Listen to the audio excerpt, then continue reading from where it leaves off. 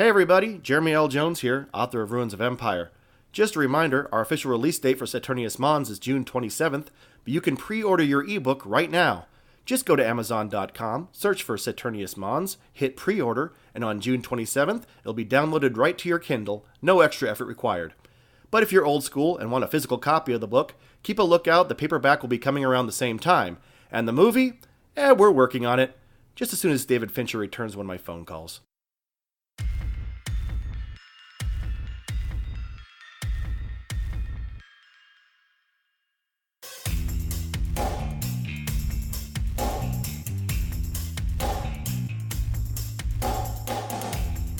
You are listening to Ruins of Empire, Saturnius Mons, Book 1 of the Ruins of Empire Project, a serial podcast novel by Jeremy L. Jones, read by the author and Tyler Murphy. The story so far. The members of the Human Reconnection Project set out along the coast of the Lagia Mar on Titan in search of a city lost since the fall of civilization. As they walked, Vago became aware that something or someone was following them. The journey was further complicated when Kronos suddenly fell ill, showing symptoms resembling an allergic reaction. Isra became more and more worried both about the person following them and about the locked crates they carried with them. In a moment of desperation, she ordered the team to turn inland and travel through the forest.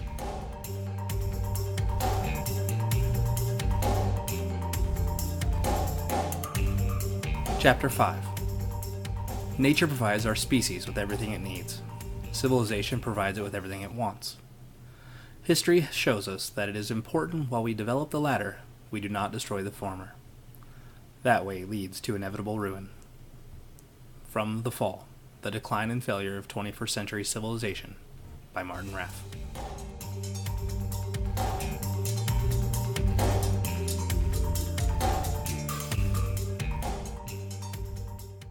Moving through the forest was proving to be every bit the nightmare that Vago assumed it would be. It had been 4 hours, with most of it spent pulling the crawler out of the mud or clearing enough space through fallen trees and brush to get through. If it weren't for the crates of supplies, they would have been better off leaving the damned crawler behind. "Vago," said Isra. "Progress report." Isra's requests were curt, demanding, and getting more so, but they carried amount of weariness with them now. Plus, they were getting a tad ridiculous.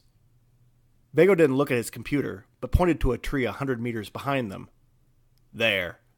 That's where we were when you last asked. We were there. Now we are here.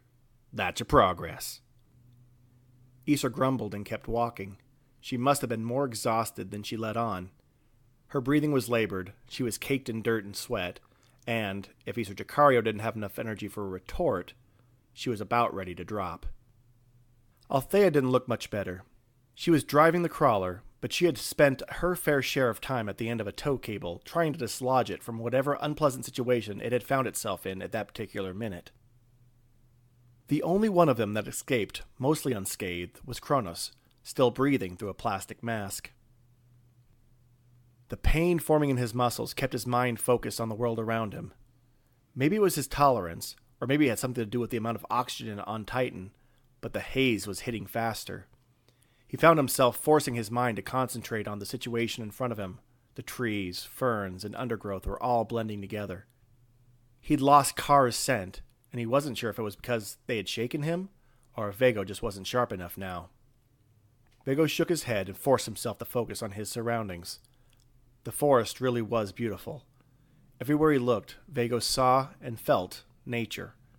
Not the fenced-in, domesticated nature that he sometimes found on Earth, and not the harsh, unforgiving bitch that was the wilds of the Martian steppes. Up above, a tree practically exploded with red and blue flowers and buzzed with insects. There were vines heavy with deep red fruits. Here, the flowers almost masked the petroleum stench near the Lagia Mar. There was something nurturing about this place. Innocent. Primeval. As they continued, the largest trees disappeared and were replaced by smaller, younger ones that were still as high as a 2- or 3-story building. A few minutes later, Vago emerged into a narrow clearing. For the first time since they walked into the thick of the forest, Vago could see sky, the sun hanging close to the eastern horizon, and Saturn in its spot almost directly overhead. Seeing the wide open space, Vago felt his own fatigue kick in. Isra paused to lean against a tree. "Progress report," she demanded, but in a tone that suggested that she, like the rest of them, was ready to collapse. Vago sat on a rock near the edge of the clearing. "Isra, it don't do no good to be shouting for a progress report every 15 minutes. I take no pleasure in saying it, but I was right. We weren't in no shape to cross through the forest. We'll get it done, but it ain't gonna happen quick." Isra's eyes narrowed. "We need to keep moving, then. Come on."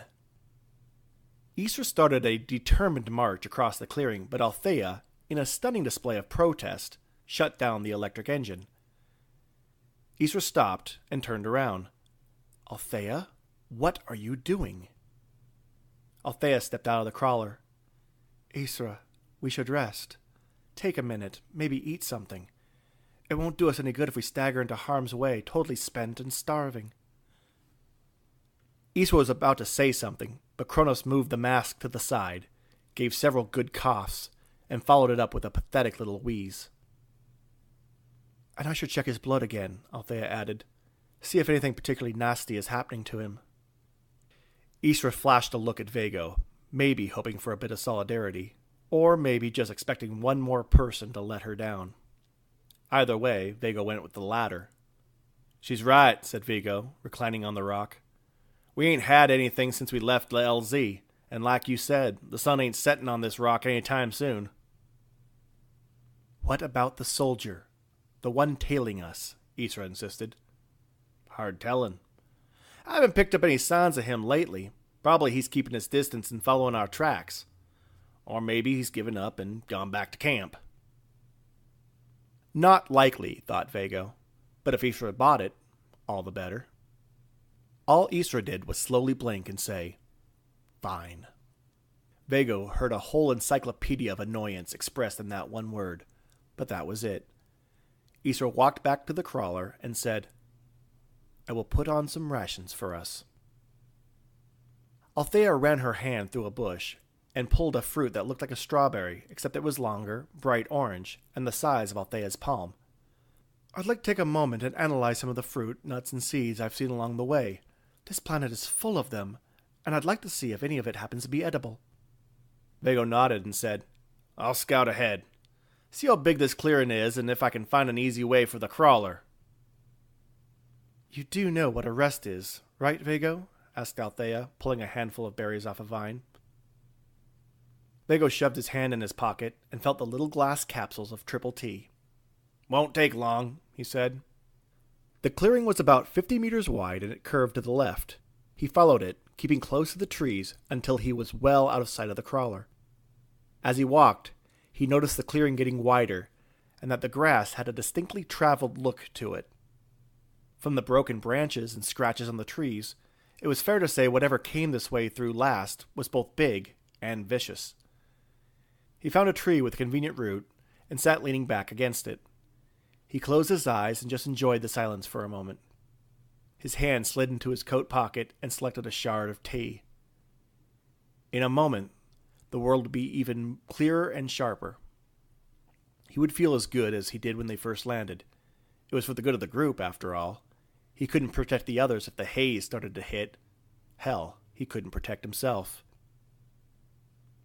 He slid the glass capsule in between his molars and bit down. Once again, the world became sharp. He could parse out the cacophony of the forest and pick out the individual sounds. The buzz of a large dragonfly-like insect in a flowering bush, the call of a bird high in the trees, a strange trumpeting sound like an elephant's call in the distance. The individual odors of the forest each became prominent and, at the same time, distinct. There was the sweetness of fruit hanging in the trees, the earthy musk of animal sweat in the distance, and the echoes of cars' aftershave still casting an unnatural shadow over the place. Even the less tangible feelings became as sharp as broken glass. For example, the feeling that Althea was closing in on his position. He jumped back to his feet, spat out the shard, and wiped the blood from his mouth just as Althea appeared. "Vago!" shouted Althea at full sprint, with her medical bag in hand. "What happened?" Vago tipped his hat back and, with a voice as nonchalant as he could physically manage, said, "Hiked up a ways. Looks to be easier going this way, although—" Althea damn near tackled Vago to the ground when she got to him. "Sit down before you bloody well collapse!" He sat down hard on the tree root and, a few moments later, he was squinting into the bright light of Althea's retinal scanner. "Jesus, Althea, what in the tamang kilgya is wrong?" Althea turned off the retinal scanner and just looked at him in the eye, as if she expected to find something not quite human behind them. "Were you stung or bitten by anything? Did you eat or touch a strange plant just now?" "No stranger to anything here, I suppose. What exactly are you getting at, Althea?" She searched her bag for something. "Did you fall or cut yourself, sprain an ankle, anything?" "Damn it, Althea, ain't nothing happened. What exactly you getting riled up about?" Althea produced a syringe containing a beige liquid. "Just a few minutes after you were out of sight, I got an alert from your medical regulator. Your brain chemistry went totally bonkers. Your endorphin levels went off the charts, your dopamine shot up, your serotonin tanked. Take off your jacket." A surge of fear crossed Vago's mind as he eyed the syringe. "Just hang on a moment. I don't know what's got your horses all reared up, but I ain't taking what's in that syringe. Ain't nothing wrong with me." Althea leaned close. "We can't know that. A change this drastic in your body could mean anything. You might well be poisoned by the same thing that's affecting Cronus, but there's no way to tell until I can sort through all the other noise. This will help regulate your brain chemistry, so hopefully I can see what's wrong. Now take your jacket off and turn around." He found himself doing exactly as she said, even though he knew that he should just come clean, dig the capsules out of his pocket, and show her. "Are you sure there's nothing you want to tell me?" said Althea, approaching his medical regulator with a syringe. "Why do you ask?" said Vago. "Because this is going to feel a little weird." Althea plugged the syringe into a port in the back of his regulator and twisted. She touched a few icons on her Eros computer. Then it felt like the entire world spiraled right out from underneath him. His whole body felt dizzy and nauseous, like he might try to purge all his guts in one go. At the same time, all his skin tingled the way his arm or legs did when they went to sleep. Then he wasn't. For a moment he was standing. He saw Althea kneeling over a body, helping them lie down. The body wore white khaki pants and a suit jacket. Then the world faded to white and black. The next thing he knew, he was looking up at Althea's retinal scanner again. She leaned back and checked the data being downloaded to her Eros computer. A look of growing concern spread across her face every moment she spent working on it. Finally, she turned off her screen and said, "Your brain chemistry isn't leveling out. Your endorphins are still dropping. I don't understand this at all. Tell me again what you were doing." Vago swallowed hard as he tried to think of a lie. There was nothing out here besides more trees, bushes, and, just then, he heard a sound like a low, moaning trumpet. Althea heard it too and stared off in the same direction. "I was scouting ahead," said Vago, sitting up. Althea put her hand on his chest and gently tried to get him to lay back down. "Vago, be careful." Vago pushed past her light resistance until he was sitting upright. Somewhere in the distance he heard an animal trumpet. "I was scouting ahead, and I was just about to investigate whatever the hell that sound is." Before Althea could say anything, Vago got to his feet. He wobbled a moment, and then started walking with Althea tailing behind. The path went up a small rolling hill. The calls got louder and more frequent as he got closer. The low, barely audible moans and higher trumpets made Vago picture a large herbivore, something like a buffalo or an ox, or possibly an elephant. Vago reached the top of the hill first and knelt down, partially because his brain still hadn't cleared from whatever hellish serum Althea shot him up with, and also because he wasn't sure how to process what he just saw on the other side of the hill. Althea caught up, knelt down next to him, and gasped, "Oh my God, Vago!" The valley on the other side of the hill was filled with animals. They were basically elephants, except much larger, much hairier, and they hadn't been seen outside a museum for tens of thousands of years. "Mammoths," whispered Althea, watching the herd of approximately 30 animals. "How is that even possible?" Not sure, said Vago. I suspect when they were colonizing the planets, they brought a few useful animals with them. In particular, those that would best survive the climate. Those that didn't exist, they created. Or recreated, as it were. A high, nasally, mucus-coated voice made Vago jump. Isra wants to know what you two are doing. Tanar Bogog Agrakading by Karaman Kara, said Vago, cursing in his native Martian tongue. What the hell are you doing here? Kronos took a few deep breaths from the plastic mask and pulled it away. I am not here to be carried. Isra's busy, so I came to help. I can walk. I can... Kronos' words were cut short by another coughing fit. He slapped the mask back over his mouth and nose. Yeah, but you can't breathe, now can ya? Berated Vago. Be quiet now. No telling what those things are capable of. What are they? Said Kronos. Mammoths, said Vago. That's as near as I can figure, at least. I'm open to suggestions. Kronos looked for a moment and, given the situation, gave the most unimpressed, oh, imaginable. Oh, said Vago. Is that all you got? You're looking at animals that should, by all reason, be extinct, and the best you got is, oh? Kronos took a few deep breaths from his breather and pulled it away. It makes sense to me. It's cold here, and they would thrive, and humans would thrive from them. Life consumes life. When programming a system, you write the code that serves the function, not the function to serve the code. What is Althea doing? Vago looked down the hill. Somehow Althea was already halfway down and heading directly for the largest bull mammoth a couple 100 meters away. Teneg Akin!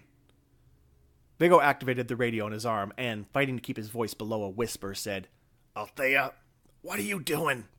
The grass was well trampled by the animals, but Althea crouched and moved slowly through the remaining strands. She paused to activate her own radio and whispered, I want to get a closer look. You'll be looking at it from the end of a tusk if you ain't careful, said Vago, forcing a whisper. You said yourself that they were bred here. If they were raised, that would require a lot of human interaction. You're gonna go and base your survival on the BS that comes out of my mouth? Althea didn't respond. Vago could only watch as she crept down the hill. At the bottom, she caught the eye of the large bull. He stopped lazily picking leaves off a fern tree and looked at her. Althea remained motionless for a moment. Vago's mind worked frantically to figure out what to do if the massive animal charged. There wasn't any cover for quite a distance, and they'd be staring down 4 meters of ivory moving at high velocity. His survival would be a sheer matter of chance, and there was nothing he could do for Althea. She stood up. Vago watched the mammoth's reaction, and it seemed totally disinterested. It regarded Althea for a moment, and, deciding she was no more a threat than your basic insect, went back to the fern tree. And Althea, being the type who couldn't leave things alone, moved closer. She stopped less than a meter away, reached out, and ran her hand through the mammoth's fur. He looked back at her a moment, let out a low moan, and went back to his meal. It's okay, said Althea over the radio. They are quite tame. Great, whispered Vago to himself more than anyone else. Just peachy. Now get back up here before something terrible happens. There was another trumpet sound, this time from the northwest, the direction they were traveling. This one had a loud, piercing quality to it. It didn't sound like it came from another mammoth. It was fake and electronic, as if it was made to sound like it came from mammoths, only louder, so loud that it echoed off the mountains in the distance. That sound, said Kronos, peeking up his head. From the direction of the city. A call. The city calls to them. The herd started moving. It was slow at first, like a lazy river that was just hitting a patch of white water. Althea! Vago yelled. Althea became aware something was wrong. She started by backing away from the bull and back up the hill to where Kronos and Vago were watching. But as the herd became more and more agitated, Althea pivoted right and sprinted. But it was already too late. Before she could get out of the way, the mammoths were in full stampede. Vago, said Kronos with rising concern. Vago could only see her in short bursts in between the mammoths stomping past. Vago, Kronos said with a touch of panic. And then Althea was gone. She dove to the ground just as another mammoth ran by, or, Vago felt a little sick at the thought, over her. And that seemed to be it. She was lost in the dirt and dust, and the whole herd ran behind the big bull male. Vago! Right up the hill where they were standing.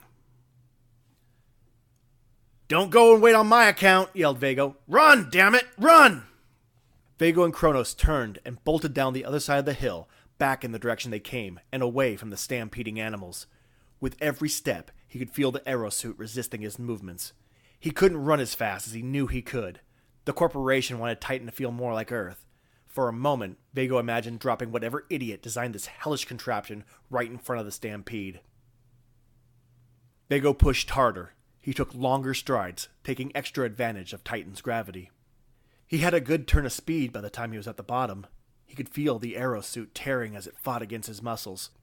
He sprinted a few meters and angled left of the tree line. The herd would keep to the clearing. At very least, the trees would slow them down and give him a fighting chance to escape. At that moment, just a few meters from the safety of the dense forest, he heard Kronos. Vago! Kronos wheezed. I can't breathe! I can't run! Vago spun around. Sure enough, Kronos was clutching his chest at the bottom of the hill, just as the first mammoths were cresting it. Vago sprinted back, grabbed Kronos by the arm, and pulled him towards the tree line. The deafening drum roll of mammoth feet got louder with each passing second. A momentary glance to his left told him that he was out of time. A medium-sized but imposing cow was close enough that he could see the determined look in her eye. He stopped running, grabbed Kronos by the collar of his green vest with one hand, and his pants with the other. Vago stepped forward, spun, and launched Kronos like a very large, screaming, crying shot put. Vago had an instant to see Kronos hit the branches of a tree before he had to leap out of the way of the mammoth.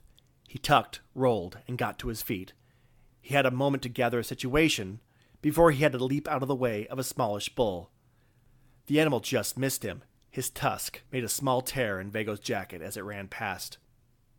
There were more coming. There was nothing he could do. In an instant of panic, he lunged for the tree line. Several more mammoths missed him, but more out of luck than any skill. He reached the forest and ran directly toward the first tree he could find. His whole body slammed against the rough bark. He found grips for his hands and pulled himself up. He got another grip at the height of his arc and pulled up again. This time, he managed to grab a thick branch. Below, something brushed against his boot. His muscles were screaming in protest. His aerosuit let out a barely audible whine as it worked hard against him. Still, he managed to pull himself fully onto the branch. There, he wrapped his body around it and stayed there till the ground stopped moving.